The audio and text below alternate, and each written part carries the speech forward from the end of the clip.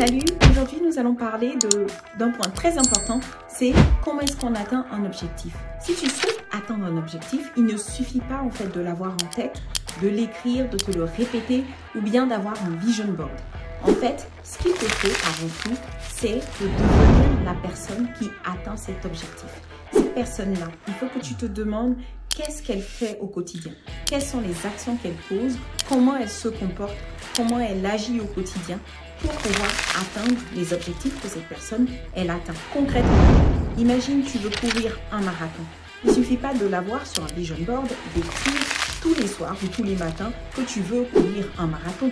Ça ne va pas te courir le marathon. Mais par contre, si tu te demandes pour courir un marathon, quelles sont les actions qu'il faut que je pose, comment est-ce que je dois me comporter, comment est-ce que je dois manger, en fait, tu vas mettre en place un ensemble d'actions. Tu vas devenir une personne qui va faire attention à son alimentation, faire attention à comment est-ce qu'elle s'entraîne. Tu vas développer en fait la discipline dans plusieurs domaines et c'est l'ensemble de ces actions qui va te permettre d'atteindre l'objectif de courir le marathon, donc de finir le marathon. Et donc c'est la même chose dans le travail, dans tes activités, dans tous les objectifs que tu souhaites atteindre. Tu dois te demander, la personne qui atteint cet objectif, qu'est-ce qu'elle fait? Comment elle se comporte? Personnellement, quand j'ai commencé à travailler, donc j'avais autour de 2000 €, je me suis dit, si je veux gagner plus, qu'est-ce que je vais faire? Comment est-ce que je dois me comporter? En fait, j'ai regardé autour de moi, donc les personnes qui gagnaient plus, celles qui gagnaient 4000, 5000, et j'ai vu qu'en fait, elles avaient développé une expertise. Elles avaient passé des certifications. Et donc, c'est ce que j'ai fait.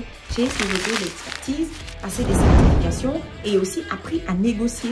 Négocier pour pouvoir gagner plus, discuter avec le management pour pouvoir négocier des salaires plus importants. Plus tard, quand j'ai voulu passer à, par exemple, quand j'ai voulu passer à 10 000 € par mois, je me suis aussi posé la question, qu'est-ce que la personne qui gagne 10 000 € fait? Et concrètement, il y avait plusieurs solutions. Donc, il y avait par exemple pouvoir faire un MBA ou changer de carrière. Il y avait aussi cette possibilité de devenir indépendant. Au début, j'avais pensé faire un MBA.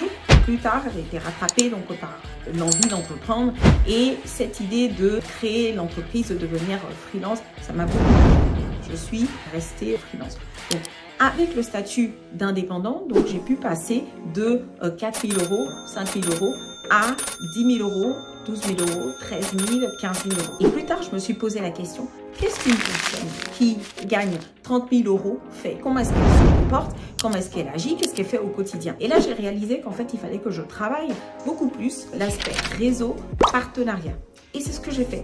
J'ai développé des partenariats, j'ai mis en place plusieurs contrats, donc c'est ce qui m'a permis de pouvoir signer plusieurs contrats avec des partenaires. Et là maintenant, pour mon prochain objectif, une fois que j'ai passé différents caps, mon prochain objectif, si je vous dis pour atteindre 100 000 € par mois, j'ai fait donc cette étude, cette analyse et je me suis rendu compte qu'en fait, il fallait que je puisse automatiser encore plus d'activités,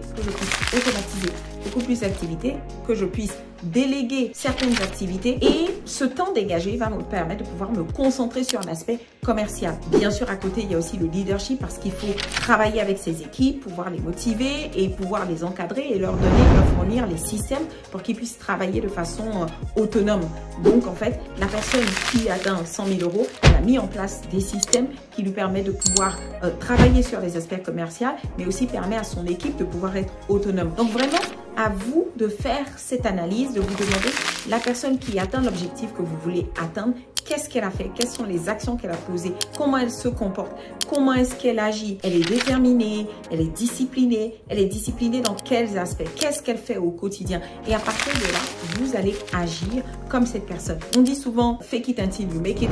Franchement, moi je ne pense pas que vous soyez en train de mentir. Je pense personnellement que vous êtes en train de développer, donc de travailler les qualités et les compétences et les aptitudes que la personne qui a atteint le résultat a développé. Donc voilà, cette vidéo elle était très importante parce que pour atteindre un objectif, on pense beaucoup qu'il faut se focaliser sur les actions, mais en fait c'est la personne qui atteint les actions. C'est une personne et cette personne, elle a un mental. Vous prenez deux personnes qui vont avoir le même objectif, elles peuvent poser les mêmes actions, mais à un moment, celle qui a développé le mental approprié, elle va continuer les actions, elle ne va pas se décourager, elle va mettre en place aussi certaines actions de plus, alors que la personne qui n'a pas développé le mental, qui n'a pas la bonne façon de penser, qui n'a pas en fait le bon mindset, ben celle-ci, elle va peut-être se décourager, pas poser les bonnes actions. En tout cas, ce ne sera pas vraiment les bonnes actions pour atteindre le résultat. Elle ne va pas se comporter comme la personne qui a atteint le résultat. Donc voilà, moi je vous souhaite une excellente semaine et je vous dis à la semaine prochaine.